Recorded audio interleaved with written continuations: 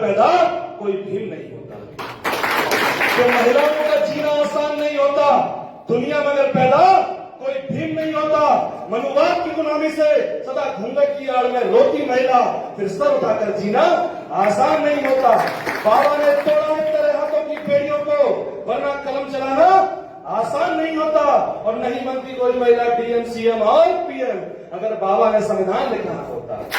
आज जो कुछ भी है वो परम पूज्य बाबा साहब डॉक्टर अम्बेडकर के संविधान की वजह से है। इस देश की प्रधानमंत्री श्रीमती इंदिरा गांधी जी बन पाई तो वो सिर्फ और सिर्फ बाबा साहब डॉक्टर अम्बेडकर के संविधान की वजह से बन पाई। वो खुद कहती थी अगर बाबा साहब का संविधान ना होता तो मैं किसी का चूल्हा चौका कर रही होती, मुझे कभी इस देश का प्रधानमंत्री बनने का मौका नहीं मिलता।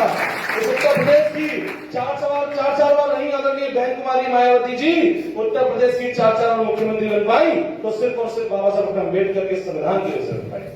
पर सम्मानित साथियों, आज वो संविधान खतरे में है जो बाबा साहब ने अपना पूरा जीवन लगा करके, अपने बच्चों की कुर्बानी दे करके, अपने भूख को रोक करके, अपने आंसुओं को छुपा करके जो हमको संविधान दिया, आज वो संविधान खतरे में है। संविधान एक मात्र ग्रंथ नहीं है, संविधान हमारी जान है, संविधान हमारा स्वाभिमान है, संविधान हमारा सम्मान है। जब तक भारत का संविधान जिंदा है, जब तक इस देश के दबे कुचले लोगों को सम्मान का जीवन जीने का मौका मिलेगा। जिस दिन भारत का संविधान खत्म हो गया, जिस दिन बाबा साहब के दिए हुए अधिकार खत्म हो गए तो उन जानवरों और इंसानों में कोई फर्क नहीं रहेगा। बाबा साहब ने हमको जानवर से इंसान बनाया, वो सिर्फ और सिर्फ बाबा साहब डॉक्टर अम्बेडकर संविधान की वजह से बनाया। हमारे बुजुर्ग यहाँ बैठे हैं, मैं उनको भी दो लाइन समर्पित करता हूँ, उनको भी निवेदन करता हूँ कि वे लोग आजाद समाज पार्टी का सहयोग करें। जैसा हमारे प्रभारी जी ने बताया कि एक पुरानी पार्टी है, पुराना दल है जिसने बहुत संघर्ष किया, बहुत मेहनत की, उनकी वजह से हमारे बहुत स्वाभिमान का जीवन उनको मिला। पर सम्मानित साथियों, आज वो दल मेहनत नहीं कर रहा है। आज वो दल बीजेपी और आरएसएस के दबाव में काम नहीं कर रहा है। जो हमारी नेता इस समाज की लड़ाई लड़ती थी, पिछले 10-12 सालों से उन्होंने लड़ाई लड़ना भी बंद कर दिया है। सम्मानित साथियों, मानव काशीराम साहब कहते हैं कि जब नेता की नीयत बिगड़ जाती है तो आप समाज को नेता को छोड़ देना चाहिए। पर कुदरत का करिश्मा है, बाबा साहब डॉक्टर अम्बेडकर तो अपने जीवन में अकेले थे जब उन्होंने हमारे सारे अधिकार दिए। बाबा साहब के जाने के बाद बहुत सारे लोग आए, पर सम्मानित साथियों, इस देश का नेता माना तो माननीय श्री काशीराम साहब को माना।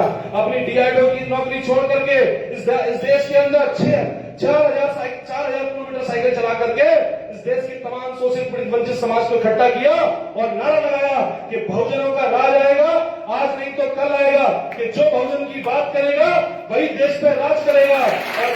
और तुम्हारा नहीं चलेगा, जितनी जिसकी संख्या वाली उतनी उसकी हिस्सेदारी। ऐसे नारे दे करके माननीय काशीराम साहब ने इस दबे कुचले समाज को ये राजपाट करने का मौका मिला। राजपाट करने का मौका मिला तो हमारे लोग नौकरियों पर लगे, हमारे लोगों के अधिकार मिले, हमारे लोगों के मकान पक्के हो गए, हमारे लोगों पे अधिकार आ गए तो उनके बच्चे पढ़ने लिखने लग गए तो नौकरियां करने लग गए तो उन लोगों की गुलामी करना हमारे लोगों ने बंद कर दिया।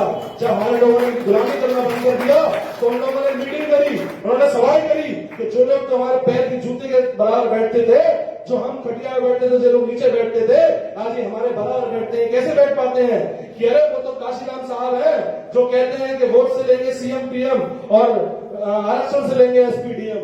इसका मतलब इन लोगों ने तो अपना प्लान कर लिया है कि इनको क्या करना है।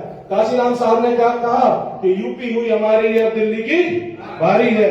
जब ऐसे नारे दिए तो जो मनुवादी लोग थे, जो ब्राह्मणवादी लोग थे, जो इस देश में बहुजन समाज की राजनीति को खत्म करना चाहते थे,